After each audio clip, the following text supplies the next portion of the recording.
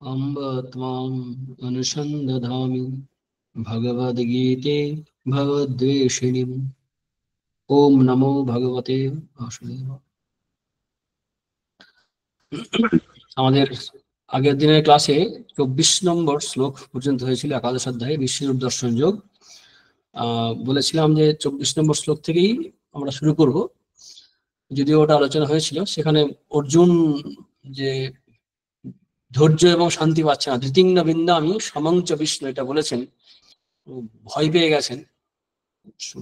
গোটা বিশ্ব জগৎ ভীত, যারা দেখছে অনুভব করছে, এবং অর্জুন নিজেও প্রব্যথিত অন্তরাত্মা, ধৃতিং ন বিন্দামি সমং চ বিষ্ণু।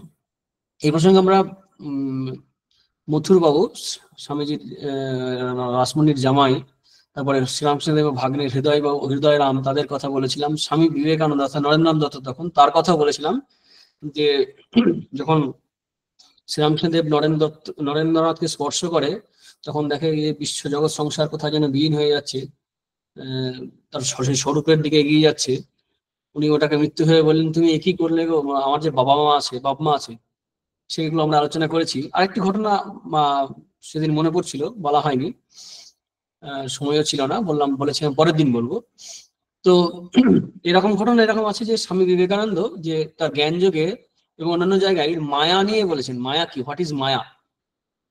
তো এই বেলুড় মঠে তখন স্বামীজি আছেন, একজন বলছেন তার শিষ্যদের মধ্যে, অনুরাগীদের মধ্যে, যে মায়া বাবাটা ঠিক বুঝতে পারেনি। তো স্বামীজি বলছেন দরকার নেই অতটা বোঝার আর কি। তখন বারবার যখন বলছেন, তখন উনি সম্ভবত স্মৃতির আলোয় স্বামীজি বলে একটি বই আছে, দুটি বই আছে, বিবেকানন্দ আর একটা স্বামীজি। স্মৃতির আলোয় স্বামীজি যে বই এখন আছে, ঘটনাটা সম্পূর্ণ না হলেও সামান্য একটু বলছি। সে যখন মায়ার সম্বন্ধে স্বামীজি বর্ণনা দিচ্ছেন, বর্ণনা দিতে দিতে দেখতে পাচ্ছেন যে বেলুড় মঠ সহ যাকে যাকে সব যেন মহাশূন্যে বিলীন হয়ে যাচ্ছে। সেই নরেন দত্তের যে অবস্থা হয়েছিল, তখন এরও সেই অবস্থা হলো, ভয় পেয়ে গেলেন। তখন আবার স্বামীজি ওই অনুভব যাতে বন্ধ হয়ে যায় সেই ব্যবস্থা করলেন, ঠান্ডা হয়ে গেলেন। তখন দেখলাম আবার সে বেলুড় মঠ স্বামীজির সামনে দাঁড়িয়ে আছে, সব দেখতে গেলেন। তো এই যে অনুভূতিগুলো হয়, এই অনুভূতিগুলো আধ্যাত্মিকতার পরিচয় তা কিন্তু নয়। কারণ সকলেরই অনুভূতি একই রকম হয় এমন নয়। যশোদার যে বিশ্বরূপ দর্শন হয়েছে, সেরকম শ্রীকৃষ্ণের অর্জুনের হচ্ছে না। শ্রীকৃষ্ণের যে দর্শনটা হচ্ছে বিশ্বরূপ দর্শন। এমনকি শ্বেত দিকে নারদের যে দর্শন হয়, তাও এরকম নয়। গোপীরাও কিন্তু ব্রহ্মজ্ঞানী ছিলেন, ব্রহ্ম দর্শন করেছেন এবং শ্রীকৃষ্ণের দর্শন করেছেন। তারা তারা নিজেদেরকে অভাগিনী, বোকা, গোয়ালিনী বলে পরিচয় দিলেও তাদের কিন্তু টনটনে জ্ঞান ছিল যে ভগবানকে। নখল গোপিকা নন্দন ভবান অখিল দেহি নামন্ত্রাত্মাদিক, এরকম ভাগবতে আমরা রাসলীলা যেখানে আছে, রাসমঞ্চোধ্যায়, এরকম শ্লোকের অংশ আমরা পাই। নখল গোপিকা নন্দন ভবান অখিল দেহি নামন্ত্রাত্মাদিক, সমস্ত জীবের অন্তরাত্মা স্বরূপ। অর্থাৎ এই জ্ঞান তাদের ছিল। অনুভূতি বা রূপ দর্শন সবার ক্ষেত্রে এমন নয়। রূপ দর্শন আধ্যাত্মিকতার পরিচায়ক নয়। শ্রীরামকৃষ্ণদেব আমরা পরবর্তীকালে দেখেছি, শ্রীরামকৃষ্ণদেব বলতেন যে সবার যে রূপ দর্শন এমন নয়, নিরাকারের ঘর, অর্থাৎ তার কোনো রূপ দর্শন হবে না। কাউকে কাউকে বলতেন যে এই যে তোর বৈকুণ্ঠ দর্শন হয়ে গেল, এরপর থেকে আর কোনো রূপ দর্শন হবে না। এরকম রূপ দর্শন হওয়াটা বা একই রূপ দর্শন না হওয়াটা, বিভিন্ন রূপ দর্শন হওয়াটা, এটা আধ্যাত্মিকতার পরিচয় নয়। কারণ এই সবই কিন্তু মায়ারূপ। আমরা রামচন্দ্রের যে স্তোত্র আছে, সেখানে মায়া মনুষ্যম হরিম এই কথাটা পাই, যে তিনি মায়া মনুষ্য, অর্থাৎ মায়াতে শরীর ধারণ করেছেন। আগের ক্লাসে আমরা বলেছিলাম যে তার ভগবান বলছেন আমার নিজস্ব কোনো রূপ নেই, ভক্ত যেভাবে আমাকে কামনা করে আমি সেইভাবে সেই রূপে দর্শন দিই। তবু রূপ দেখাটা অবশ্যই গুরুত্বপূর্ণ, দুর্গুণ নয় তা নয়, কিন্তু রূপ দেখাটাই গুরুত্বপূর্ণ এমন নয়, রূপ দেখাটাই একমাত্র তা নয়। রূপ দর্শন না হলেও আধ্যাত্মিক জীবন হচ্ছে এমনটা নয়। প্রসঙ্গক্রমে এটা আমরা একটা আলোচনা করলাম। অথচ অর্জুনকে দেখছি এখানে আমরা যে রূপ দর্শন করে কিন্তু ভীত হয়ে যাচ্ছেন, এবং সেই আগেকার রূপ দর্শন করতে চাইছেন, যেভাবে পেয়ে এসছেন চিরদিন, মানে ছোটবেলা থেকে, মানে যখন পরিচয় হয় তারপর থেকে। সেটা আমরা পরে দেখব। তো দ্বিতীয় বিন্দামি সমংচ বিষ্ণু, তা তো এটা বলেই তারপরে আবার পরপর বর্ণনা চলছে, কবিতার মতো সব লাইনগুলো আছে, সুন্দর। দ্রংষ্টা করালানি চতে মুখানি দৃষ্টৈব কাল নলসন্নিমানি দিশো ন জানে রদে চ সর্ব প্রসীদ দেবেশ জগন্নিবাস। 25 নম্বর শ্লোক, যে তার মুখ ভয়ঙ্কর দাঁতযুক্ত ইত্যাদি যে বর্ণনা, কালানাল সন্নি মানে প্রলয়াগ্নি তুল্য, এবার দিক ভুল হয়ে যাচ্ছে, সুখ পাচ্ছে না, বিষণা জানে না লাভেছে সার্ম, সুখ পাচ্ছে না। প্রসিদ্ধ দেবে সে জগন নিবাস। 26 নম্বর শ্লোকে বলছেন অমি চ ত্বং ধৃতরাষ্ট্রস্য পুত্রা সর্বে সহৈবাব নিপাল সংঘৈ ভীষ্ম দ্রোণ সুতপুত্র তথাসো সহস্মদীয় রবি যুদ্ধ মুখ্যই। কারা কারা এই ভগবানের এই প্রলয় সদৃশ্য যে মুখ সেখানে প্রবেশ করছে? ধৃতরাষ্ট্রের সমস্ত পুত্ররা যাচ্ছে। এছাড়া অবনিপাল মানে যে রাজারা আছে, বড় বড় যোদ্ধা এবং রাজারা, অবনিপাল, এরা সবাই প্রবেশ করছে। ভীষ্ম, দ্রোণ, সুতপুত্র বলে কর্ণকে বলছে, এরা সবাই। শুধু তাই নয়, আমাদের দলে যারা আছে সহ অস্মদীয়ই অপি যোধ মুখ্য, আমাদের যে মুখ্য যোদ্ধা আছে ধৃষ্টদ্যুম্ন যে সেনাপতি ছিল, শিখণ্ড থেকে শুরু করে যারা আছে, যারা মারা যায় যুদ্ধক্ষেত্রে, সবাইকে অর্জুন দেখছেন ভগবানের মুখে প্রবেশ করছেন। আর এখান থেকে এই শ্লোক থেকে 4-5টা শ্লোক যুদ্ধের পরিণাম অর্জুন দেখে নেবেন যে কি হতে চলেছে। আগে থেকে দেখে দিচ্ছে যেটা হতে চলেছে, ফিউচার দর্শন করে দিচ্ছেন। বক্ত্রাণি তে তরমানা বিশন্তি দ্রংষ্টা করালানি ভয়ানকানি কিচিদ বিলগ্না দশনান্তরেষু সংবিশ্যন্তে চূর্ণিতৈরুত্তমাঙ্গৈ। ভয়ঙ্কর বর্ণনা। এখানে কেউ দাঁতের ফাঁকে, যেমন আমাদের লেগে যায় না, যেরকম দাঁতের ফাঁকে লেগে গেছে এরকম দেখা যাচ্ছে, মাথাটা আটকে গেছে, উত্তমাঙ্গই মানে মাথা চূর্ণিত, টুকরো টুকরো হয়ে গেছে, দশনান্তরেষু মানে দুই দাঁতের মাঝখানে, সে ভয়ঙ্কর রূপের কথা বলছেন। তারপর দুটো উপমা দিয়েছেন, এই দুটি উপমার মাধ্যমেই কিভাবে প্রবেশ করছে। নদী যেমন সমুদ্রে প্রবেশ করে, বা পতঙ্গ যেমন মানে নাশের জন্য, ধ্বংস করার জন্য নিজেকে আগুনে ঝাঁপ দেয়, ঠিক সেরকম উদাহরণ দিয়েছেন। খুব সুন্দর উপমা দুটি। যথা নদীনাং বহব্য বেগা সমুদ্রমেবা বিমুখা দ্রবন্তি তথা তবামি নরলোক বীরা বিশন্তি বক্ত্রাণি বিবিজ্জ্বলন্তি যথা প্রদীপ্তং জ্বলনং পতঙ্গা বিশন্তি নাশায় সমৃদ্ধ বেগা তথৈব নাশায় বিশন্তি লোকাঃ তদা তদা তবাপি বক্ত্রাণি সমৃদ্ধ বেগা। বলছিলাম না, সেটা কবিতার মতো অনেকটা সুন্দর বেশ। তো কিভাবে প্রবেশ করছে সেরকম করে মানুষ মৃত্যুর জন্য যেন সে কালের মুখে ছুটে যাচ্ছে সবাই। আমরা বলতে গেলে আমরা জীবনযাত্রা করি, আসলে আমাদের মরণ যাত্রা, মানে মৃত্যুর দিকে এগোচ্ছি, এই শরীরের দিকে তাকিয়ে বলছি। তো সবাই যে মৃত্যুর দিকে এগিয়ে যাচ্ছে সেটা উদাহরণ দিয়েছেন ভগবান সুন্দর, যে যেমন পতঙ্গ আগুনে ঝাঁপ দেয়, বা নদীগুলো যেমন ছুটে সমুদ্রের দিকে যাচ্ছে সেরকম। আর কি 30 নম্বর শ্লোকে বলছেন জ্বলন্ত মুখমণ্ডল দিয়ে মানে লেহন করতে করতে, চাটতে যাকে বলে, সে ভয়ঙ্কর মুখ সেইভাবে সবকিছু সন্তপ্ত করছে গোটা জগৎ সংসারকে তার তেজের দ্বারা। লেলি হাসে গ্রসমানা সমন্তাৎ লোকান সমগ্রান বদনৈর জলধি তেজোভিরাপুরে জগৎ সমগ্রং ভাসস্তমগ্রা প্রতিবন্তী বিষ্ণু। অর্জুন তখন বলছেন এই রূপটা কে, এই রূপটা কি রূপ, আপনি কে বলুন এই রূপে। আখ্যাহি মেক ভবানুগ্র রূপ নমস্তুতে দেব বরে প্রসিদ্ধ বিজ্ঞাতমিচ্ছামি ভবন্তমাদ্যং নাহি প্রজানামি তব প্রবৃত্তি।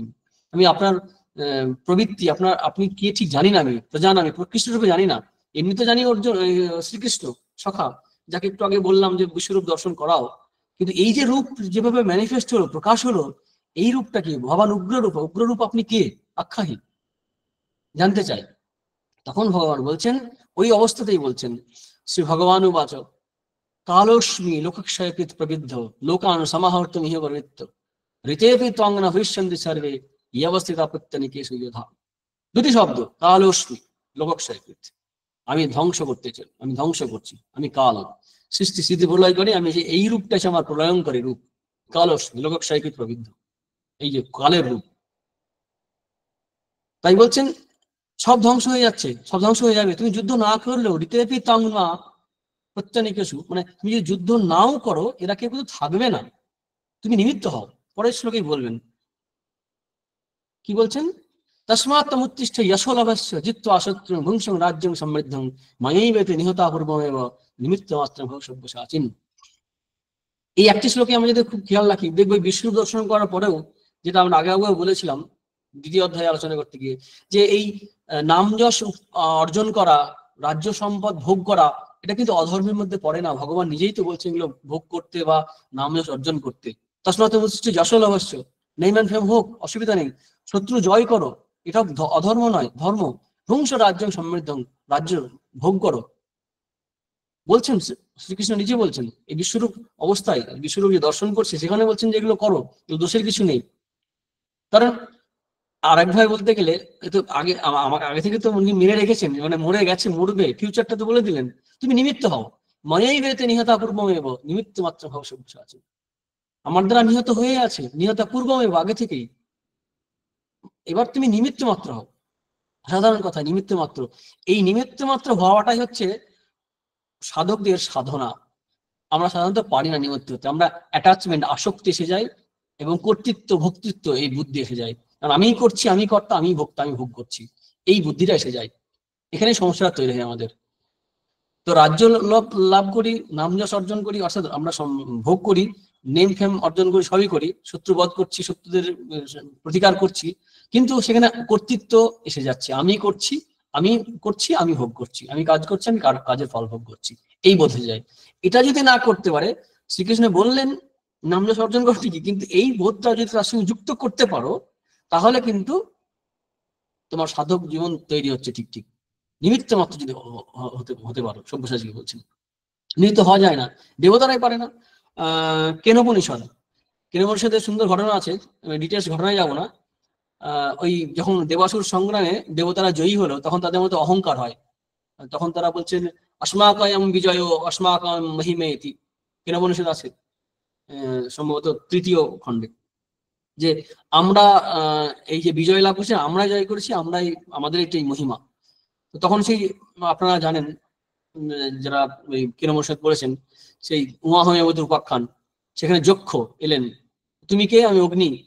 তুমি কি করতে পারো? আমি সব পোড়াতে পারি। পোড়াও দেখি এই তৃণখণ্ডটা, পারলো না। তুমি কে? আমি বায়ু। কি করো? সব উড়িয়ে দিতে পারি। ওরাও দেখে এই তৃণখণ্ডটা, পারলো না। তারপর লাস্টে ইন্দ্র গেল, সে কাহিনী আছে। তখন সেই যক্ষ উদাহ হয়ে গেলেন, ওখানে নেই।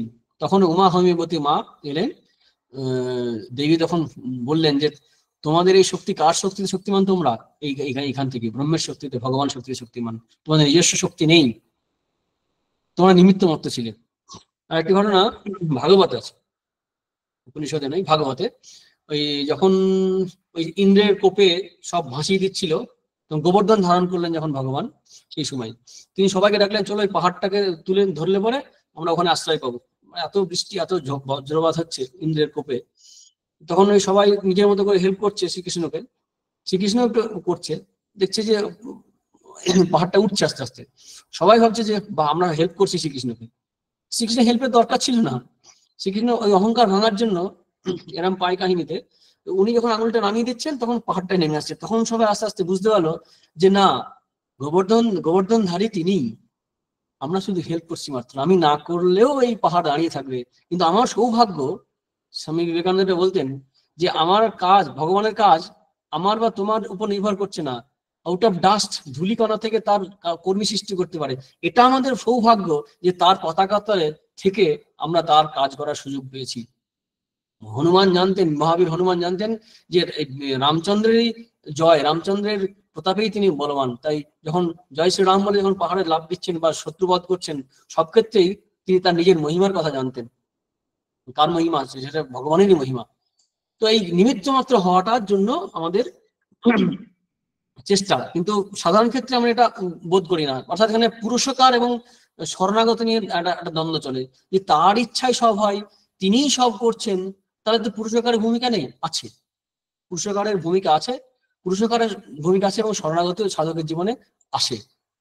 এটা একটা আলোচনা আছে এরকম যে এমনি সাধারণভাবে কি হয় আমাদের জীবনে দেখি, যে বাস্তবে কি দেখছি আমরা, আমরা তো স্বাধীন।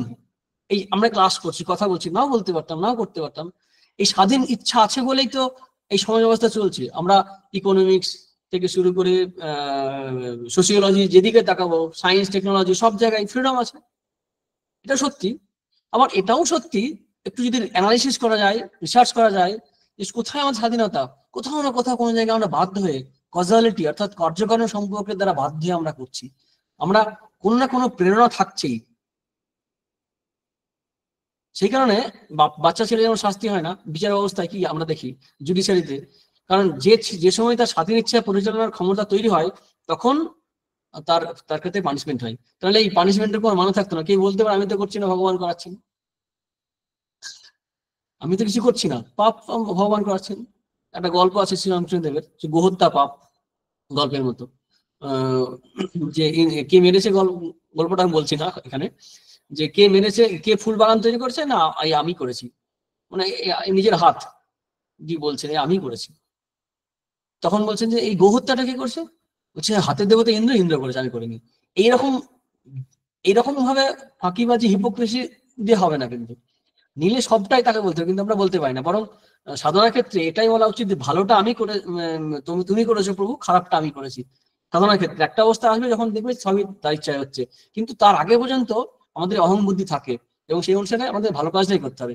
তো যেটা বলছিলাম যে 3টে স্টেজ আছে সাধনার ক্ষেত্রে। এদের সুন্দর আলোচনা করেছেন প্রফেসর অরিন্দম চক্রবর্তী, দার্শনিক, এখন জীবিত, স্বামী সর্বপ্রিয়ানন্দ জি মহারাজ, বিশ্বরূপ মহারাজ, এনারা ওর সঙ্গে আলোচনা করছেন খুব। তো এই 3টে স্টেজ কি হচ্ছে, যে প্রথম হচ্ছে পুরুষকার, ফ্রি উইল, স্বাধীন আছে এটা ঠিক, কিন্তু যদি আমরা অ্যানালিসিস করি তাহলে দেখতে পাবো যে আমরা স্বাধীন নই, কেউ স্বাধীন নই। কোনো না কোনো প্রেরণা কাজ করছে, সামাজিক, মানসিক, কোনো ডিজায়ার, কোনো না কিছু প্রেরণা কাজ করছে। এমনকি আমরা শাস্ত্রেও পাচ্ছি, ভগবান বলছেন যে তার ইচ্ছা ছাড়া গাছের পাতাও নড়ে না। এটাও মিথ্যা নয়, এটাও সত্য। তাহলে স্বাধীন ইচ্ছা বোধও আছে, আবার স্বাধীন যে নয় এটাও আমরা বুঝি। এই যে মাঝখানে একটা অবস্থা, আমরা যে অস্বতন্ত্র, ফ্রিডম নেই, এই যে ভ্রান্তি, এই যে ভ্রান্ত বোধ, যে স্বাধীন ইচ্ছা একটা দেওয়া আছে, এই বোধটাকে আমাদের কাজে লাগাতে হবে। অর্থাৎ আমরা পুরুষকারের দ্বারা এই স্বাধীন ইচ্ছাটাকে, যেটা মনে হচ্ছে এই ভ্রান্তিটা, মানে এই যে ইলিউজারি ফ্রি উইল, যে ভ্রান্ত যে স্বাধীন ইচ্ছা মনে হচ্ছে, এটাকেই ঠিক ঠিক কাজে লাগাতে হবে। কিভাবে কাজে লাগাতে হবে, যে আমি যে মনে করছি আমি স্বাধীন, এই স্বাধীনতার দ্বারা আমি যে স্বাধীন নই, তার অধীন, তার কাছে শরণাগত হতে হবে এই বোধের দ্বারা। অর্থাৎ প্রতি মুহূর্তে বলতে হবে না হাং না হাং তুহতু। এই যে যুদ্ধ করবে অর্জুন, কিন্তু সে জানতে হবে যে ভগবান তো করে রেখেছেন, আমি নিমিত্ত মাত্র, আমি না। এই নাহাং নাহাং তুহতু শ্রীরামচন্দ্র বলতেন বারবার, এটা মন্ত্রের মতো এই যুগে, যে আমি নই তুমি, অথচ আমিই করছি। কিন্তু বোধটা, এই স্বাধীন ইচ্ছা স্বাধীনভাবে প্রয়োগটা কি হবে, সার্থকতা শরণাগতিতে। অর্থাৎ প্রতি মুহূর্তে সব সময় বলে বলে এই অহংকার নষ্ট করে স্বাধীন ইচ্ছাকে স্বাধীনভাবে কাজে লাগাতে হবে, পরাধীন নয়, শরণাগতির জন্য। শেষ পর্যন্ত পুরুষকার শরণাগতিতে দাঁড়াবে, তখন সাধক ঠিক ঠিক বলতে পারবে, মানে সিদ্ধ অবস্থায়, যে তোমার ইচ্ছাই পূর্ণ হোক। তাহলে আমরা মনে মনে যতই বলি না কেন তোমার ইচ্ছাই পূর্ণ হোক, কিন্তু ভিতরে ভাবটা হচ্ছে না প্রভু, আমার ইচ্ছাটা তোমার দ্বারা পূর্ণ হোক, লেট দাই বি ডান, এটা তখন হবে না। যীশু খ্রিস্ট বলেছেন যে, তাহলে কি হবে, পুরুষাকার আমি যে বোধ আছে, স্বাধীন বোধ, এই বোধটা মিথ্যা, এটা দিয়ে রেখেছেন ভগবান। স্বাধীন ইচ্ছা বোধ তিনি দিয়ে রেখেছেন, নাহলে পাপের বিরুদ্ধে হতো। শ্রী রামচন্দ্র কথামৃতিটা আছে যে স্বাধীন ইচ্ছা বোধ তিনি দিয়ে রেখেছেন, তাহলে পাপের বিরুদ্ধে হতো। কিন্তু সাধকের ক্ষেত্রে কি, এই স্বাধীন ইচ্ছা বোধটাকে কাজে লাগিয়ে এইটাই ভগবানের শরণাগত হতে হবে। যে এই যে স্বাধীন ইচ্ছা তুমি দিয়েছো, এই বোধ, এর দ্বারা বারবার এটা স্বাধীন, এইটা স্বাধীনতা আছে, যে তুমি স্বাধীনতাকে কাজে লাগাও ভগবানের শরণাগতির জন্য। একটা সময় দেখবে যে শরণাগত যে পারফেক্ট যখন শরণাগত হবে, তখন দেখা যাবে যে তিনি সব করছেন। তার আগে কিন্তু এই সাধকের এই যে পর্যায়ে, তখন কিন্তু এই লড়াইটা চলতে থাকবে। তাই বারবার আমি নয় তুমি, তোমার ইচ্ছাই হচ্ছে, তোমার ইচ্ছাই, যে সাধনার পর্যায়ে এই পুরুষাকার ফ্রি উইল সারেন্ডারে তখন কনভার্ট হয়ে যাবে। তখনই হবে এই স্বাধীন ইচ্ছা দেওয়া আছে, তুমি ভালো পথে যেতে পারো, খারাপ পথে যেতে পারো। এই স্বাধীন ইচ্ছা নামক যে ভ্রান্তি, যে ভুল, এটা কিন্তু খুব সাবধানে ব্যবহার করতে হবে কথাটা। আর সাধারণ মানুষের ক্ষেত্রে আমাদের প্রবলেমটা কোথায় হয়, আমরা সব উপদেশ একসঙ্গে পড়ে নিয়ে কোনটা কখন কোন মানসিক অবস্থায় সাধনার কোন পর্যায়ে অ্যাপ্লিকেবল আমার জন্য বা আমাদের জন্য খেয়াল রাখি না। তাই সবসময় সব ক্ষেত্রে আমরা সবকিছু প্রয়োগ করতে চাই, কোন বয়সে কার জন্য, স্থান কাল পাত্র লিঙ্গ জাতি সব দেখতে হয়, না দেখে সবার জন্য সব উপদেশ অ্যাপ্লিকেবল নয়, এখানে সমস্যা তৈরি হয়ে যায়। তো এই পুরুষকার একটা জীবনে অবলম্বন করতে হয়। এই পুরুষকার যে বোধ আছে, সেটা কিন্তু ভগবানেরই দেওয়া, যে স্বাধীন ইচ্ছা বোধ, এই বোধটাকে কনভার্ট করতে হবে শরণাগতিতে। তখনই ঠিক ঠিক জীবনের অনেক ভার কমে যাবে, জীবনে যে টেনশন তানাব বলে হিন্দিতে, যেটা টেনশন চলে যাবে। তখন এই স্বাধীন ইচ্ছার সার্থকতা, পুরুষকারের সার্থকতা, ফ্রি উইলের সার্থকতা হবে, যে ওই তোমার কর্ম তুমি করো মা, লোকে বড় করি আমি, সকলে তোমার ইচ্ছা, ইচ্ছা আমি তা তুমি, তখন এটা ঠিক ঠিক সার্থকতা হবে। যাই হোক, এটা বিস্তৃত আলোচনা অনেকে অনেক সময় করেছে, আমরা একটু আলোচনা করলাম যে নিমিত্ত মাত্র কিভাবে হওয়া যায় সেটাই। যে প্রতি মুহূর্তে বারবার আমার ইচ্ছাটাকে বলে দিতে হবে ভগবানের পায়ে, আর বলতে হবে তুমি তোমার ইচ্ছায় পূর্ণ হোক, তোমার ইচ্ছায় পূর্ণ হোক, না হাং তু তু। এটা একটা সাধনার পর্যায়ে নিয়ে আসতে হবে, তবেই আমরা নিমিত্ত মাত্র হতে পারবো, তা নয় হতে পারবো না। তো অর্জুনকে বলছেন যে সবই আমি করেছি এবং আমি করছি, তুমি নিমিত্ত মাত্র হও। সেই প্রসঙ্গে আমরা একটু আলোচনা করলাম একটু। একটা শ্লোক কালিদাসের লেখা অভিজ্ঞান শকুন্তলম, অভিজ্ঞান শকুন্তলম যে নাটক আছে, সপ্তাঙ্ক নাটকের লাস্টের দিকে ওই ইন্দ্র এই যে মাতলি সারথি ছিল, মানে এই যুদ্ধ এই সময় জয় লাভের সময় একটি শ্লোক আছে, 4 নম্বর শ্লোক। সেখানে একটা শ্লোক রচনা করেছেন, খুব সুন্দর শ্লোক। অ্যাটিচিউডটা খুব সুন্দর, যে ভগবানের কিভাবে মানে এই করা যাবে, এই ভাবটা প্র্যাকটিস করা যাবে। বলছেন সিদ্ধান্তি কর্মসু মহৎসু অপি ইয়া নিজজ্জা সংভবানা গুণম আবেহি তমীশ্বরাণম কিংবা ভবিষ্যৎ অরুণ তমসাং বিভেত্তা তং চেত সহস্র কিরণ ধুরি না করিষ্যৎ। এই যে তং চেত সহস্র কিরণ ধুরি না করিষ্যৎ, এটা খুব ইম্পর্টেন্ট। যে সহস্র কিরণ সূর্য যদি অরুণকে, ওই সূর্যের সারথি অরুণকে যদি তার চ্যারিয়েটার মানে মানে সারথি হিসাবে নিয়োগ না করতো, তাহলে এই সূর্য ওঠার আগে যে অন্ধকার দূর হয়, যে আলো আলো ছড়িয়ে আসে অরুণ প্রথমেই, নবারুণ, তো সেটা করতে সমর্থ হতো না। শ্রীকৃষ্ণ এই সূর্য নিয়োগ করেছেন বলেই অরুণের এই ক্যাপাসিটি আছে। তো বলছেন, সেখানে আছে প্রসঙ্গ, রাজা বলছেন যে যে কাজে নিযুক্ত যে লোকেরা বিরাট কাজেও, যে মহোৎসবী যে কাজে সাফল্য লাভ করে সিদ্ধান্তি, তার কারণ হচ্ছে কি, সে তার প্রভুরই মহিমা, ঈশ্বরা নাম সম্ভাবনা গুণভাবে, এটা হচ্ছে খুব ইম্পর্টেন্ট। তো আমরা যে কোনো যে কাজ করি, এই গুণগুলো আমাদের মধ্যে আছে, এই গুণগুলো ভগবান দিয়েছেন তারই কাজ করার জন্য, এই কৃতিত্ব তারই। এই যে না হাং তু এই ভাবটা এখানে আমরা পাচ্ছি। তো এই যে বলছিলাম আগে, যে যুদ্ধের পরিণামের কথা কয়েকটি শ্লোকে বলেছেন, এখানে ভগবান নিজেও বলছেন যে দেখো এরা সব মরে আছে, তুমি এই মৃতদেরকে মেরে জয়লাভ করো। দ্রণঞ্চ ভীষ্মঞ্চ জয়দ্রথঞ্চ কর্ণং তথান্যপি যোধ বীরান মায়া হতাংস্তং জহিমা ব্যতিষ্ঠা যুদ্ধস্য জেতাসি রণে সপত্নান। এই ভীষ্ম, দ্রোণ, জয়দ্রথ, কর্ণ এরা সব মানে অলরেডি মরে আছে, তুমি এদেরকেই ভয় পেও না। এই দ্বিতীয় অধ্যায় যে বলছিল যে কি করে আমি মারবো, কথম বিশ্ব মহাংসংকে ধরণঞ্চ মধুসূদন, যে আমরা পেয়েছিলাম এই ভীষ্ম দ্রোণ, এদেরকে মারবো কি হবে, তুমি তুমি মারছো কি, মরে আছে, মরতেই হবে, তুমি নিমিত্ত মাত্র হও, যেটা আগে বললাম আগের শ্লোকে, তুমি জয় লাভ করবে। একটা ফিউচার বলে দিলেন। এখন অর্জুন পাশে ভয় পেতে পারে, যেরকম যে দ্রোণাচার্য তার গুরুদেব, তারপরে ব্রহ্মতেজ বিশিষ্ট ধনুর্বাদ এক্সপার্ট দুর্জয়, তাকে কি তার কি কি হতে পারে, তাকে তো মারা যাবে না। বিশ্বদেব তো ইচ্ছা মৃত্যুর কবচ পড়েই যুদ্ধক্ষেত্রে নেমেছে, ইচ্ছা মৃত্যু যার, তাকে মারবে কি করে?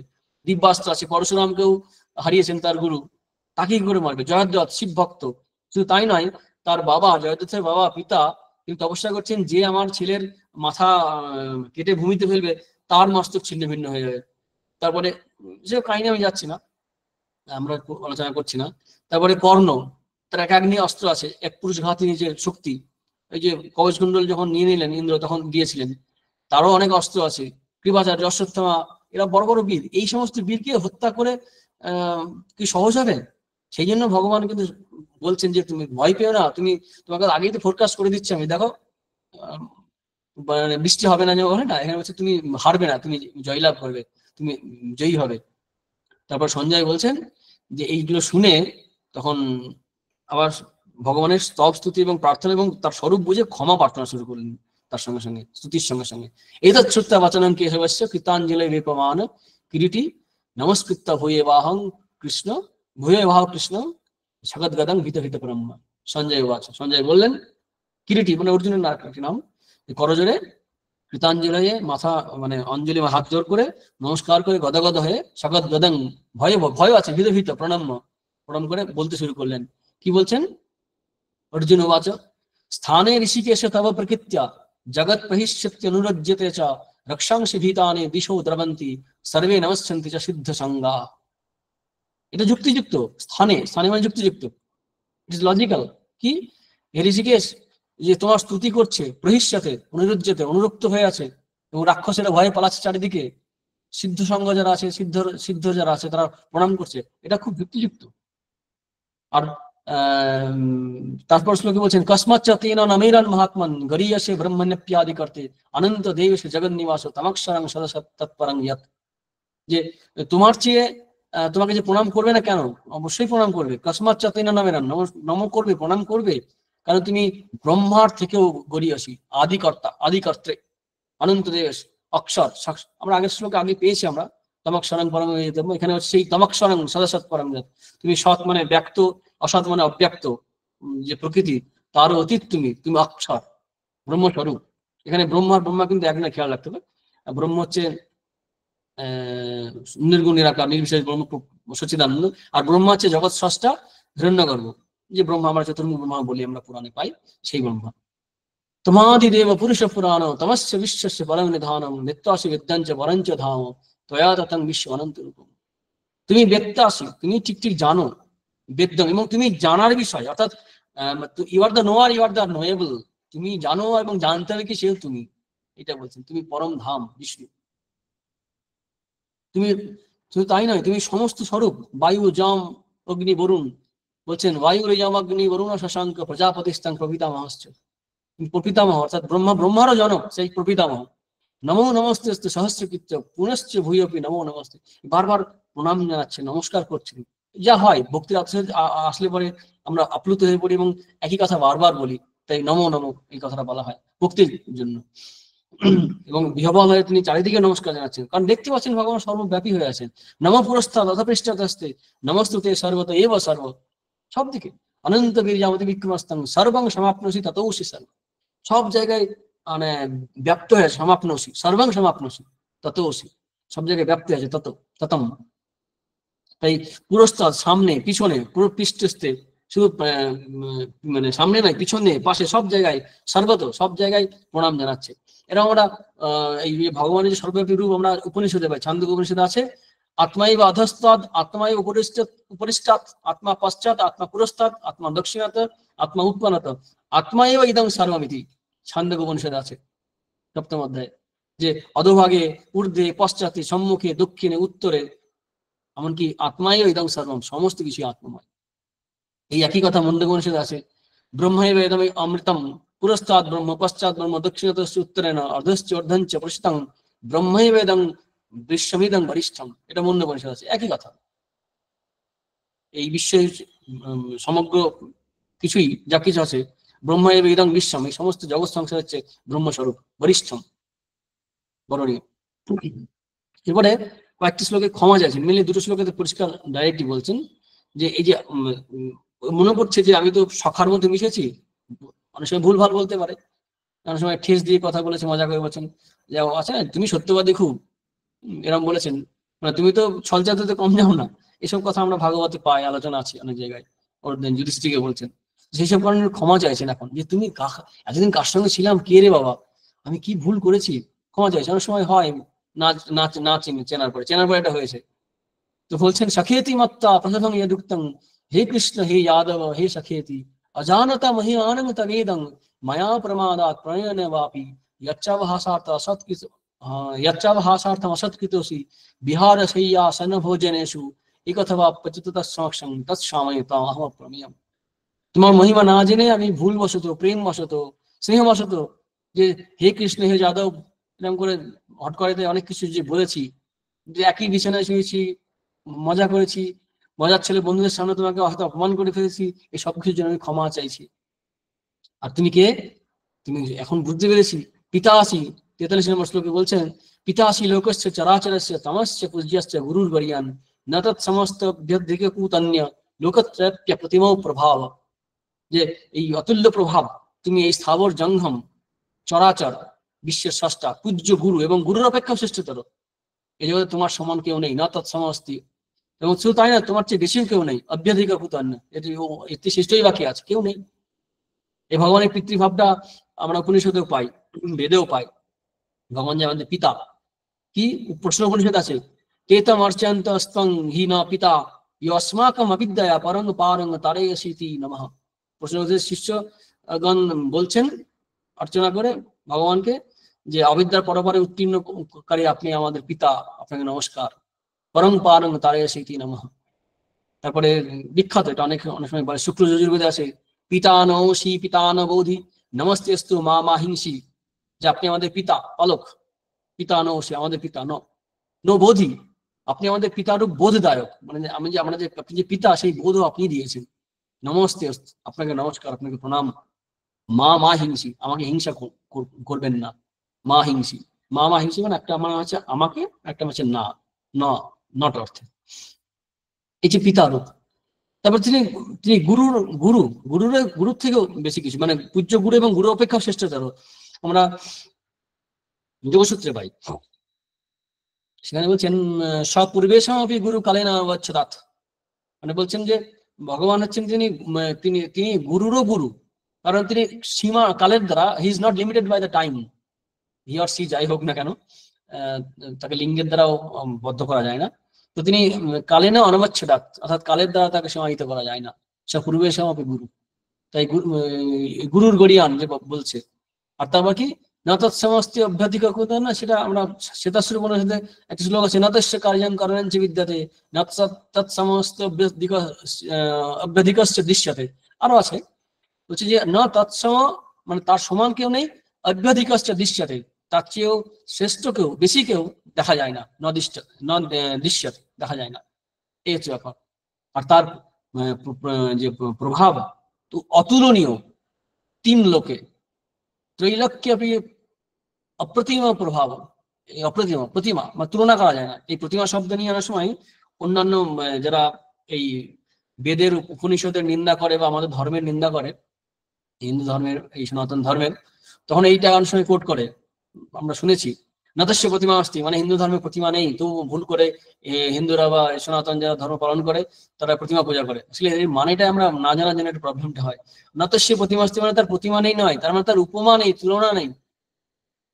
নতস্য প্রতিমা অস্তি ইয়স্য নাম মহদীয়স, সেটা আছে যে এই ব্রহ্মাণ্ডে তার প্রতিমা অর্থাৎ তার উপমার কিছু নেই, এমন কিছু নেই যাকে তাকে তুলনা করা যাবে, তার উপমা দেওয়া যাবে না, সেই হিসাবে বলা হচ্ছে।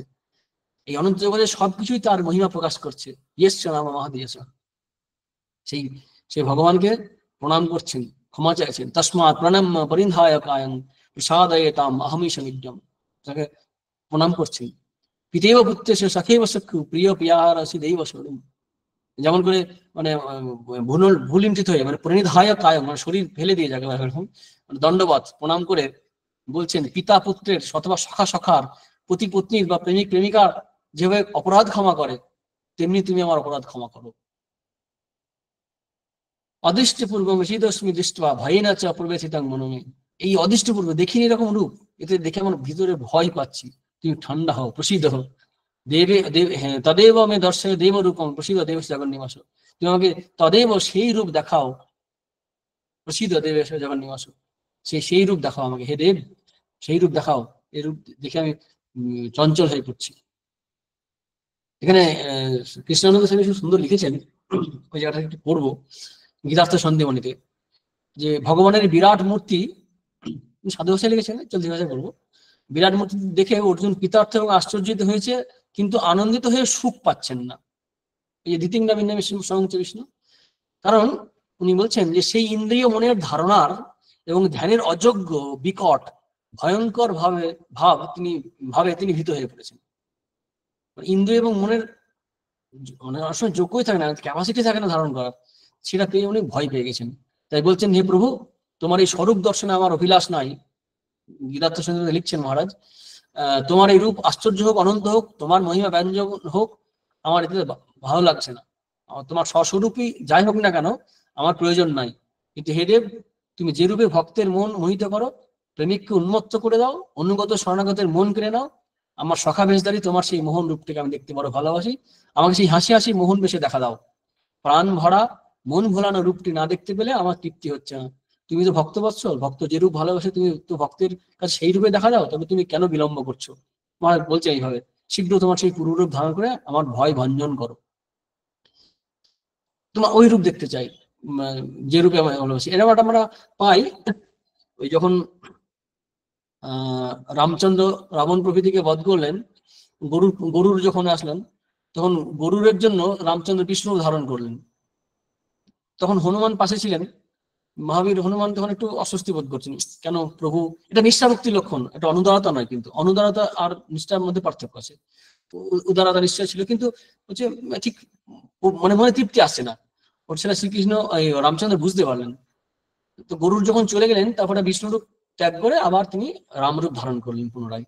তখন শ্রীরামচন্দ্র বলছেন হনুমানকে, তুমি তো জ্ঞানী, তুমি কেন এরকম সত্ত্বেও তুমি আমাকে এরকম ভাবে অস্বস্তি বোধ করলে আমার এই রূপ দেখে?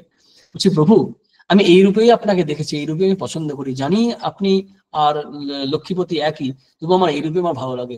এই সুন্দর শ্লোক আছে, শ্রীনাথে জানকী নাথে অভেদ পরমাত্মনি তথাপি মম সর্বস্ব রাম কমল রচনা। শ্রীনাথ এবং জানকী নাথ যদি অভেদ, তবু আমি রাম কমল রচনা আমার এক। তো আমি ভগবান শ্রীকৃষ্ণের অর্জুন, যেখানে কৃষ্ণানন্দজি স্বামী যে ব্যাখ্যা করছেন, যে বলছেন যে যদিও আপনার এই রূপেই, হে হে হে সখা, হে কৃষ্ণ, অর্জুন কৃষ্ণ বলছেন যে আপনি যদি এই বিরাট মূর্তি সব ঠিক আছে, কিন্তু আপনার এই রূপ, ওটা তো অন্য রূপ ছিল, মানে মহাবীরের ক্ষেত্রে, মানে বিষ্ণু রূপ। আর এখানে এখানে বলছেন যে আমার এই রূপ আর সহ্য হচ্ছে না, যে বিশ্বরূপ, বড় রূপ, সমগ্র রূপ, আমি সেই রূপে দেখতে চাইছি যে রূপে তোমাকে দেখে আমি অভ্যস্ত। পরের শ্লোকে বলছেন যে সহস্রবাহু মূর্তি ত্যাগ করে চতুর্ভুজ মূর্তি দেখা দাও। কিরীটিনাং গৌরিনাং চক্রহস্তম ইচ্ছামি তাং দ্রষ্টুম অহং তথৈব তেনৈব রূপেণ চতুর্ভুজেন সহস্রবাহু ভবিষ্য মূর্তি। এই কিরীটিধারী, গদা চক্রধারী, অর্থাৎ এখানে চতুর্ভুজ রূপের কথা বলা হচ্ছে। অর্থাৎ শ্রীকৃষ্ণ কিন্তু অরিজিনালি যখন জন্ম হয় তখন কিন্তু তার 4টেই হাত ছিল। কংসের ভয়ে বসুদেব প্রার্থনা করেন, তারপরে পরে আমরা পাবো আলোচনাটা। সেখানে কি হয়েছে, যে যখন জন্ম হয় তখন এই মানব বিগ্রহ ধারণ করে শিশুপালকে, এই শিশুপালকে কিন্তু দেখিয়েছিলেন, এই যশোদা, উদ্ধব, এদেরকে অনেক রকম দেখিয়েছিলেন, কিন্তু জেনারেলি উনি বেশিরভাগ ক্ষেত্রেই এই চতুর্ভুজ রূপেই ছিলেন। অর্জুন ভগবানকে কৃষ্ণ রূপে দেখলেও চতুর্ভুজ রূপে বিশ্বাস করতেন, তার ইষ্ট মূর্তি। এটা কোন কোন ঠিকানা আলোচনা করছেন।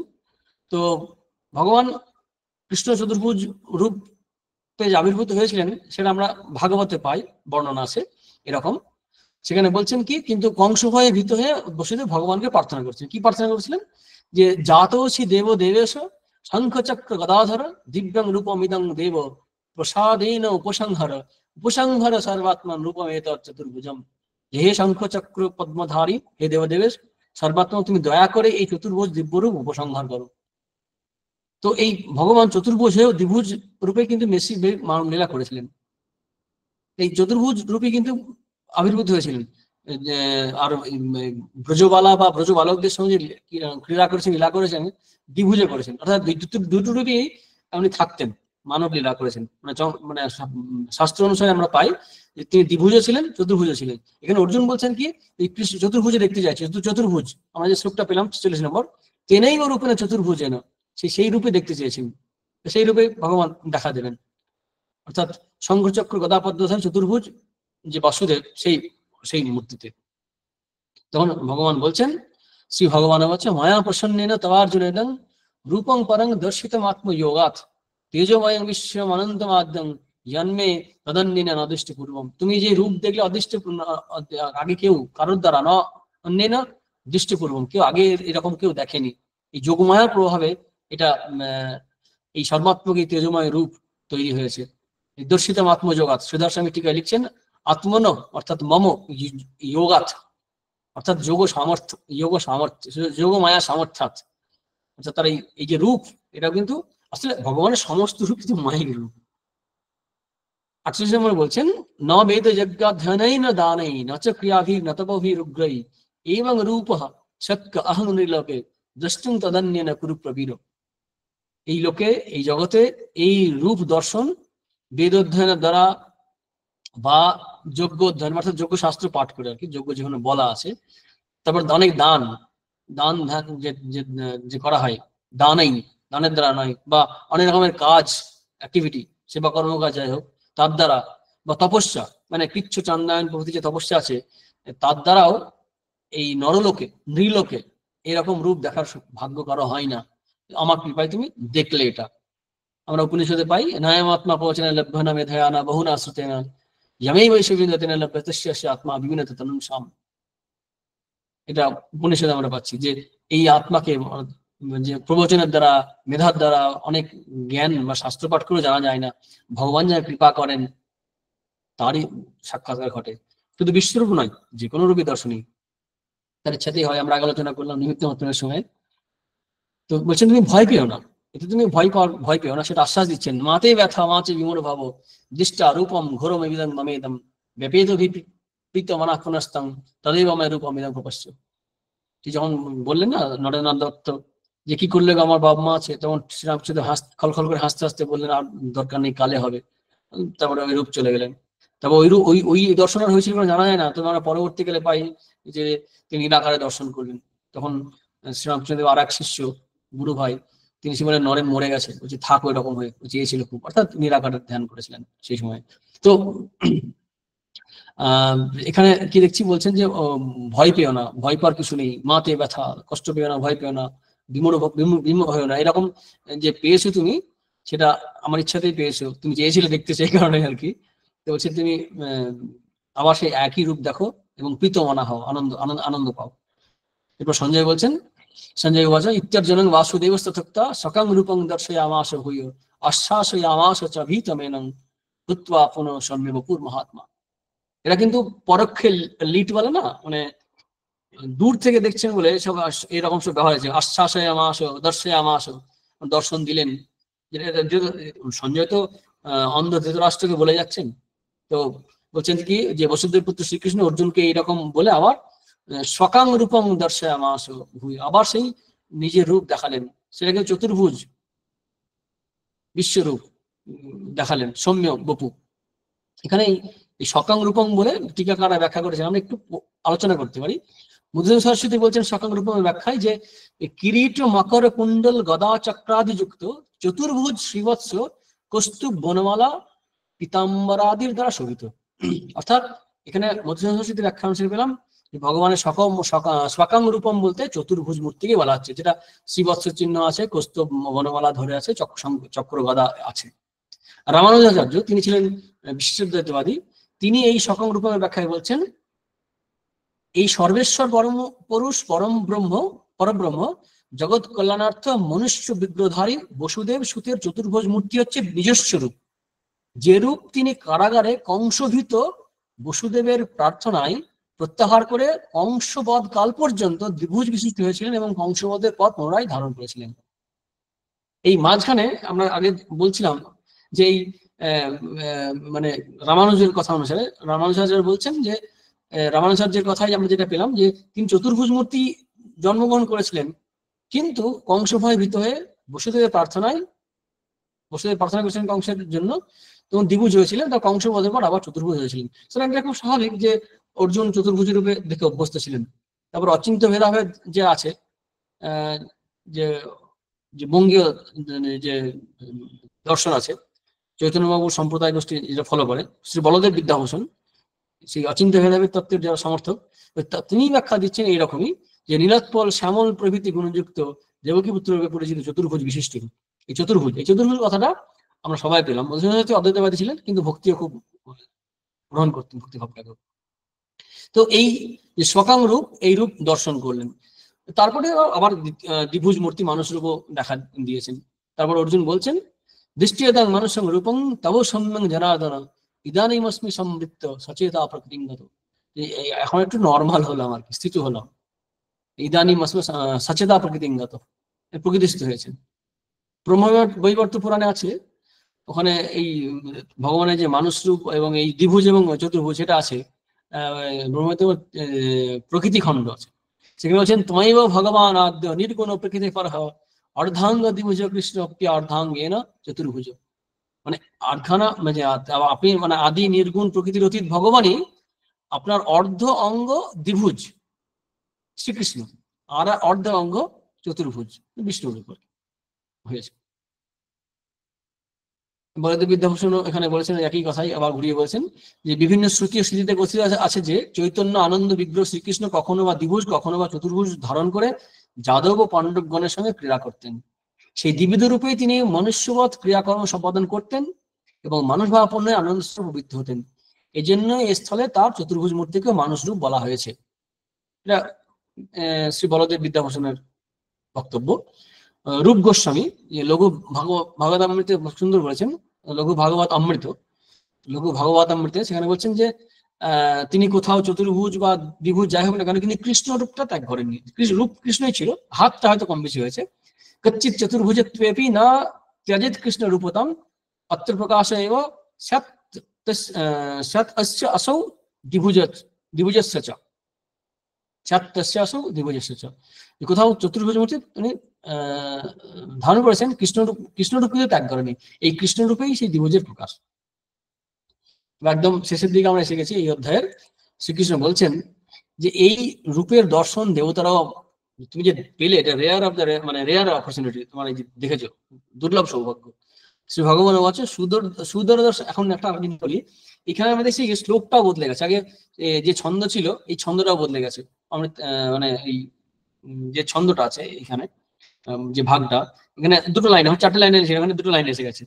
সুদর্শন ইদং রূপং দৃষ্টবান সে জন্মম দেবাপ্যস্য রূপস্য নিত্যং দর্শন আকাঙ্ক্ষিণঃ নাহং বেদৈ না তপসা না দানেন না সিদ্ধয়া শক্য এবং বিধ দ্রষ্টং দৃষ্টবান সে এবং যথা। এটা আগেই বললেন, আবার সেটা রিপিট করে বলছেন যে এই বেদ পাঠ, তপস্যা ইত্যাদি দ্বারা আমার এই রূপের দর্শন হবে না। কিভাবে হবে না? ত্যাগের দ্বারা, ভক্তির দ্বারা। ত্যাগ কথাটা এখানে বলা নেই, কিন্তু আমরা অন্য জায়গায় পাই যে না কর্মণা না প্রজা না ধনে না ত্যাগে নেই অমৃতত্ব মানুষু, কৈবল্য উপনিষদে, মহানারায়ণ উপনিষদে এগুলো আছে পাই। ভক্তি আসলে ভক্তিও দ্বারা পাওয়া যাবে, কিন্তু ভক্তি কিন্তু বাইরে আছে এমন নয়, ভক্তি আমাদের মধ্যেই আছে। স্বামী বিবেকানন্দ বলতেন যে কামকাঞ্চনের আবরণ আছে বলে আমরা, আমাদের ভিতরে সেই ভক্তি বিকশিত হয় না। আসলে ভক্তি আমাদের মধ্যেই আছে। চৈতন্য চরিতামৃত হতে পারে সম্ভবত, ওখানে আছে একটা কথা সুন্দর বেশ, নিত্য সিদ্ধ কৃষ্ণ প্রেম সাধ্য কভু নয় শ্রবণাদি শুদ্ধ চিত্তে করয়ে উদয়। মানে নিত্য সিদ্ধ কৃষ্ণ প্রেম, ভগবানের যে ভালোবাসা, যে ভক্তি, এটা নিত্য সিদ্ধ, এ সাধ্য নয়, মানে এগুলো পেতে হবে এমন নয়। তাহলে কি, ওই যে ময়লা পড়ে আছে এটা সরালে ভক্তি জেগে যাবে। ভক্তি আছে আমাদের সবার মধ্যে। কৃষ্ণের স্বরূপ হয়, কৃষ্ণের নিত্য দাস, এরকম আমরা পাই আমরা, মানে দ্বৈতবাদের ব্যাখ্যায়। তো ভক্তি আছে, সেই ভক্তির দ্বারাই আমার এই রূপ দর্শন করা যাবে। সেটাই ভগবান লাস্টের 2টো শ্লোকে এই ভক্তিরই জয়গান করবেন, গুণগান করবেন। ভক্তি মিশ্রিত কর্ম যোগ, জ্ঞান যোগ সব মিলিয়ে দেবেন। 54 নম্বর শ্লোকে বলছেন ভক্ত আত্মানন্যয়া আসক্য অহম এবং বিধর্জন গতং দষ্টং চতত্বেন প্রবেষ্টং চ প্রান্তভ। যে আমার এই যে রূপ, সেটা ভক্তির দ্বারা। অর্জুন তো তাই পেলেন। অর্জুনের জীবনের চেঞ্জটা দেখতে হবে, যে প্রথমে সে যুদ্ধ করবো না বললো, তারপর আস্তে আস্তে জীবের স্বরূপ বলতে বলতে 6ষ্ঠ অধ্যায় পর্যন্ত অনেক কিছু বললেন, ধ্যান করা, মন স্থির করা, অনেক কিছু বলার পর আস্তে আস্তে তার মধ্যে আগ্রহ তৈরি হলো, ভগবানের স্বরূপ কি জানতে চাইলেন। তখন তিনি বিশ্ব দর্শনের প্রেক্ষাপট হিসেবে ভূমিকা ব্যাকরণ তৈরি করলেন, যে যেটা আমরা পেলাম 10ম অধ্যায়ে বিভূতি যোগ। তখন অর্জুনের মনের মধ্যে আস্তে আস্তে সেই ভাব জাগলো, তিনি ভগবান মেনে নিলেন, তা জানতে চাইলেন, দেখতে চাইলেন, তখন ভগবান দর্শন দিলেন। অর্থাৎ ভক্তি থেকেই পেলেন। সেই ভক্তির কথাটাই আরেকটা কথা বলি, ওই সঙ্গে মনে রাখতে হবে, এখানে কিন্তু অর্জুন হচ্ছেন শ্রীকৃষ্ণের লীলা সঙ্গী। আগেও এসছেন, পরেও এসছেন, ওই সময় এসছেন, নরনারায়ণ বলা হয়। তো তাদের এই যে অজ্ঞান রূপ বা এই যে লীলা, এটা কিন্তু তাদের একরকম বলতে গেলে ওই সাজা, লোক শিক্ষার জন্য বলতে পারি আমরা। এরকম ব্যাখ্যা আলোচনা আমরা অনেক পাই। এমনকি স্বামী বিবেকানন্দ, যার সম্বন্ধে বলা হয় সপ্তর্ষির এক ঋষি, যিনি সুখদেবের জ্ঞান, তো শঙ্করের জ্ঞান, সুখদেবের ত্যাগ, বা এই সমস্ত সব মিলিয়ে একসঙ্গে প্রকাশিত হয়েছেন বিবেকানন্দ। তার মধ্যে এরকম ভয় পেয়ে যাচ্ছে, যখন স্পর্শ করলেন ভয় পেয়ে যাচ্ছেন। তাদের মধ্যে যে মনুষ্য ভাব আছে, সেই ভাব স্বীকার করে, তাদের অজ্ঞানতাকে স্বীকার করে তারা সাধনা করছে, আবার জ্ঞান লাভ করছে। তারা শিবাংশে জন্ম নারায়ণ দত্ত, এদের তো দরকার ছিল না, কিন্তু আমাদের জন্য দরকার আছে। এটা এক ধরনের লীলা, কথাটা কিন্তু সাবধানে গ্রহণ করতে হবে।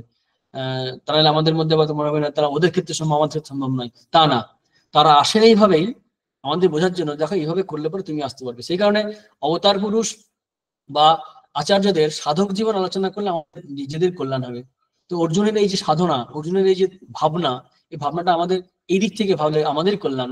যে অর্জুন এইভাবে ধীরে ধীরে ধীরে ধীরে ভগবানের শরণ নিচ্ছেন, ভগবান গ্রহণ করছেন এবং তারপর বিশ্ব দর্শন করছেন। সেইখানে বলছেন যে আমার যে রূপ দর্শন হলো সেটা কিন্তু ভক্তি থেকে হয়েছে।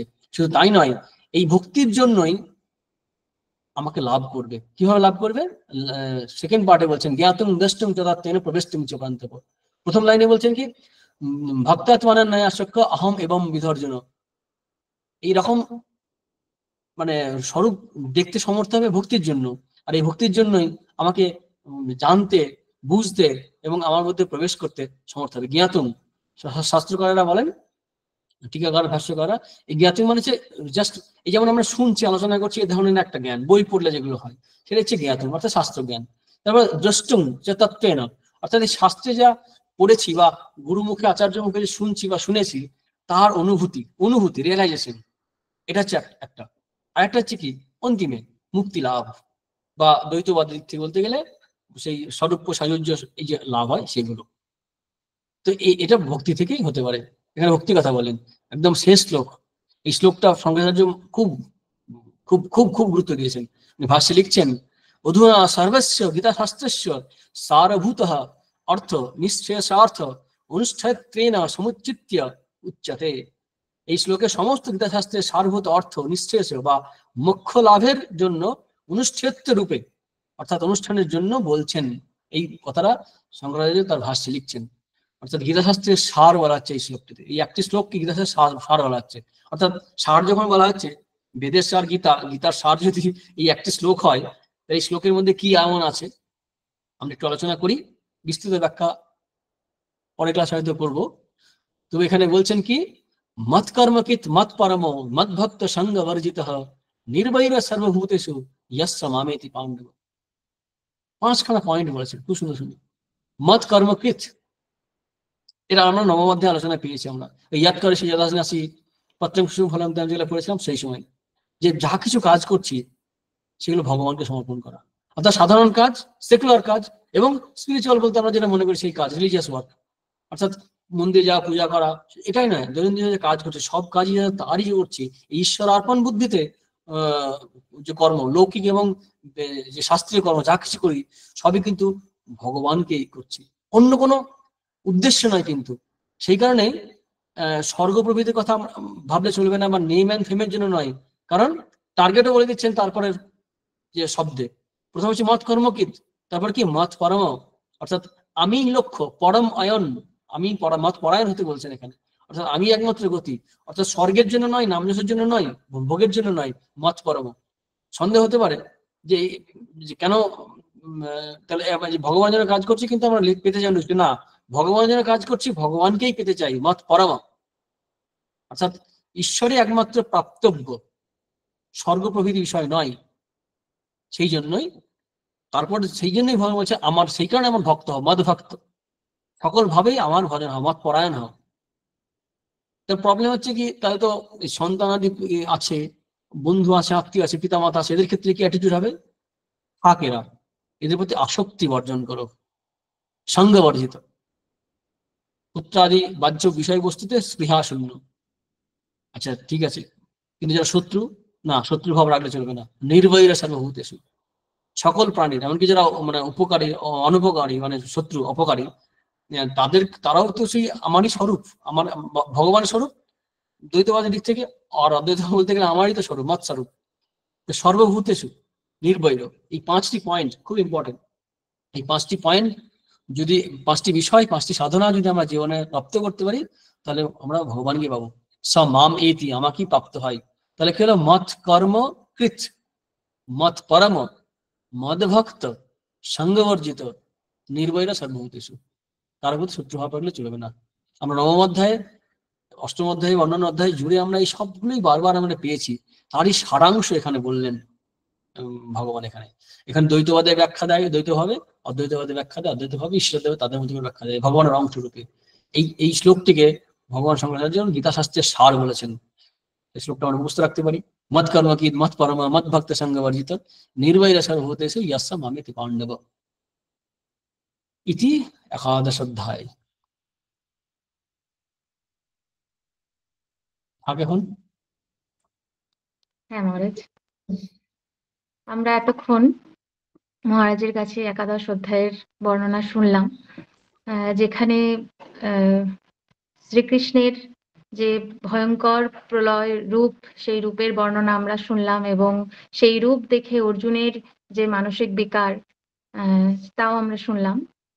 এখন আজকের বর্ণনা থেকে এবং পূর্ববর্তী কোনো আলোচনা থেকে যদি কারো কোনো প্রশ্ন থাকে, তাহলে আমরা সেই প্রশ্ন মহারাজের কাছে রাখতে পারি। প্রণাম মহারাজ, আমার একটা প্রশ্ন আছে। হ্যাঁ, প্রশ্নটা হলো, এই যে শ্লোকে আমরা পেলাম যে অর্জুনই একমাত্র যিনি ভগবানকে এত সুন্দর রূপ দেখতে পেলেন, আবার শেষটাতে পেলাম ভগবান বলছেন যে তুমি আমার প্রতি এখানে আসক্তিশীল হওয়ার জন্য বলছেন। অর্জুন সেই অর্থে উত্তম অধিকারী, এবং এত উপদেশ শোনার পরেও কুরুক্ষেত্র যুদ্ধের পর যখন অগ্নিবর্ণ মারা গিয়ে শোকে মুহ্যমান হলেন, কখনো কখনো ক্রোধে উন্মত্ত হচ্ছেন, মানে সর্বোচ্চ কিছু কিছু তার মধ্যে কখনো রয়ে যাচ্ছে। তাহলে বিষয় দর্শনের ফল আমরা অর্জুনের ক্ষেত্রে কি হবে, এটা আমার সেই কারণে তো আমরা আলোচনার মাধ্যমে বলেছি যে দর্শন হলেই জীবনের আধ্যাত্মিক জীবনের উন্নতি হয়েছে এমন নয়। অর্জুন এবং শ্রীকৃষ্ণ লীলা করছেন, তবু যদি বলি যুক্তিতে শাস্ত্রকাররা ভাষ্যকাররা ব্যাখ্যা দেন যে অর্জুনের কিন্তু সেই জ্ঞানটা হয়নি। অর্জুনের কিন্তু পরেও ভুল হয়েছিল, এবং পরবর্তীকালে বলে সখা আমার এই জ্ঞান দেওয়া বলছিলাম আমি দিতে পারবো না, তখন যোগস্থ হয়ে বলেছিলাম, এখন যোগস্থ বলতে পারবো না। তুমি ভালোভাবে শোনোনি তুমি। পরবর্তীকালে আমরা ওই স্বর্গহরণের আগে মহাভারতে আছে এগুলো আলোচনা। তো এই জন্য তো বলা হচ্ছে যে এই রূপ দর্শন হলেই জীবনের পরিবর্তন হবে এমন নয়।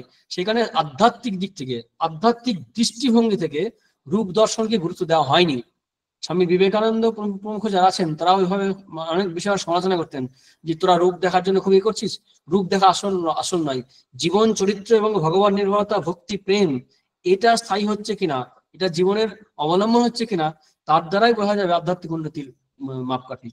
এখানে আরেকটা তো ব্যাখ্যা বলা হয়, সব ব্যাখ্যার শেষ ব্যাখ্যা, যে এগুলো তার মায়া, তার লীলা যেগুলো দেখিয়েছেন, কিন্তু শাস্ত্রগতভাবে বলতে গেলে অর্জুনের জ্ঞান হয়নি।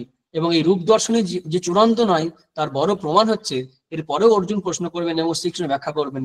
একাদশ অধ্যায়ে গীতা শেষ হয়ে যায়নি, দ্বাদশ অধ্যায়ে আছে, ত্রয়োদশ অধ্যায়ে আছে। অর্থাৎ সেই আত্মজ্ঞান যতক্ষণ না হচ্ছে, জীব এবং ব্রহ্মের ঐক্য বুদ্ধি না হচ্ছে, ততক্ষণ এই ভ্রম হতে থাকবে, আবারও ভুল হবে। আমরা বড় বড় জ্ঞানীর ক্ষেত্রে দেখতে পাই উপলব্ধির পরেও এরকম ভ্রমে পড়ছেন। ইদানিংকালে শ্রীরামকৃষ্ণদেব তিনি আত্মজ্ঞান লাভ করেছেন, ব্রহ্মজ্ঞান লাভ করেছেন তোতাপুরীর কাছ থেকে, তিনি মায়ের দর্শন পেয়েছেন, নানান ধর্মের সাধনা করেছেন। তারপরে তার যখন আত্মীয় মারা গেলেন, তখন তার ভিতরটা এত কষ্ট হচ্ছে, যে ঘরে থাকতেন সে ঘরে থাকতে পারলেন না, যে না ভিতরটা গামছা নিংড়ানোর মতো মোচড় দিচ্ছে। অর্থাৎ এই মায়াতে পড়ে যাচ্ছেন। মায়াতে যতক্ষণ থাকবেন বারবার পড়তে হয়, বারবার পড়তে হয়। কিন্তু পার্থক্য হচ্ছে কি, তারা সামলে নাই। শ্রীরামকৃষ্ণ উদাহরণ দিতেন যে যখন যখন তুফান ওঠে নদীতে, তখন বড় বড় ডিঙি নৌকা, বড় বড় নৌকাগুলো টালমাটাল খেয়ে সামলে নেয়, কিন্তু ছোট ছোট যেগুলো সেগুলো উল্টে ডুবে যায়। তেমনি ভগবানকে ধরে থাকলে পরে দুঃখ বিপদ আসে বটে, কিন্তু ভগবানকে ধরে থাকার জন্য তারা সামনে নেয়, কিন্তু প্রবলেমটা হয় একটু নাড়াচাড়া খায়। অর্জুনের ক্ষেত্রে সেটা হয়েছে, এটা আমার মনে হচ্ছে এই মুহূর্তে, তাই না? মানে লীলা সহচর যদি হয়, তাহলে সহচরের কাজ যদি লীলা পোষটাই হয়, অর্জুনের ক্ষেত্রে অর্জুন কি এই দিকটায় আছে? মানে শ্রীকৃষ্ণের লীলাকে পুষ্ট করার জন্য কি অর্জুনের? অবশ্যই অবশ্যই লীলাপুষ্টর জন্যই তো আগমন। কারণ আমরা তো মহাভারতেই আছে যে কে কৃষ্ণকে অর্জুনকে, শ্রীকৃষ্ণ নিজে অর্জুনকে বলছেন যে তুমি নরামে নারায়ণ, এটা বলেছেন বনবাসে সম্ভবত পড়বে যে তুমি নর আমি নারায়ণ। তো একই মানে একই যমজ রূপে জন্ম হয়েছিল, তপস্যা করেছিলেন, একই ভগবান। মানে বলতে গেলে শুধু শ্রীকৃষ্ণ, যদি খুব ভালো করে ভেবে দেখি, আমরা এই যারা গীতার ক্লাস করছি, যারা করছে না, যারা অপছন্দ করে, যারা পছন্দ করে, সবারই তো একই রূপ। এটা নিয়ে আলোচনা হয়েছিল একবার, আমরা লীলা প্রসঙ্গে শ্রীরামকৃষ্ণ বই আছে যে জীবের ক্ষেত্রে ভগবান দেহবাণী ও জাতৈব এরকম ব্যাখ্যা করছেন শঙ্করাচার্য, টিকাকাররা ভাষ্যকার নিয়ে আলোচনা করেন যে ভগবানের জন্মটা আসল নয়, তিনি মায়াই শরীর ধারণ করছেন, জীবেরটা আসল। তা কেন হবে? জীবেরও তো তাই, কারণ জীবের স্বরূপ তো ব্রহ্ম, সবই তো সেই লীলার মধ্যেই পড়ছে, মায়ার মধ্যেই পড়ছে। কিন্তু না, বিশেষ বলা হয় এটাই যে তিনি হচ্ছে মায়াধীন, আমরা মায়াধীন আর তিনি হচ্ছেন মায়াধীশ, এখানেই পার্থক্য করে দেয়। কিন্তু আলটিমেটলি যে দেখি কে কার, একবার নন্দ বসু প্রশ্ন করছেন শ্রীরামচন্দ্রকে, তিনি লীলা করেন আমরা যে মরি, তখন শ্রীরামচন্দ্র বলছেন তুমি কোথায়, খুঁজে দেখো দেখি, তিনি আছেন, তিনি লীলা করছেন, তিনি হয়েছেন, তিনি সব। এই যে বায়ুস্তম যম অগ্নি অর্ক আমরা পেলাম, আমরা তিনি সব হয়েছেন, তিনি অর্জুন, তিনি দুর্যোধন, তিনি যুধিষ্ঠির, তিনি কংস, তিনি ভীষ্ম, তিনি সব। কিন্তু একটা স্তর আছে, লেভেল আছে, এইভাবে ভাবতে হবে। এই অর্জুনই লাস্টে বলবেন আমার মোহ নষ্ট হয়েছে, যুদ্ধ করবো, যুদ্ধ করলেন, কিন্তু মোহ কি চলে গেছে? আপনার ওই কথা অনুসারেই দেখবো এই যে অভিমন্যুর জন্য কাঁদছেন, প্রতিজ্ঞা করছেন জয়দ্রথকে বধ করবেন, এসবগুলো তো আছে। কিন্তু হ্যাঁ, ওই একটা ঘটনা যেটা বলা হলো ঠাকুরের কথাই, শ্রীরামচন্দ্রের, যে তারা কিন্তু একদম ভেঙে পড়ে না আর সামলে নেয়, অন্যরা পার্মানেন্ট শত্রুতা পুষে রাখে। এটা কিন্তু সেই ম্যাচুরিটিটা একটা গেইন করে আর কি, মানে পাই, ম্যাচুরিটিটা আসে। ঠিক আছে। হ্যাঁ মহারাজ। কৌশলী, হ্যাঁ মহারাজ, আর কোনো আর প্রশ্ন কি কি প্রশ্ন? আছে? হ্যাঁ, হ্যাঁ হোক, আর আছে। হ্যাঁ, যদি আর কোনো কারো প্রশ্ন থাকে তাহলে সে প্রশ্ন করতে পারেন।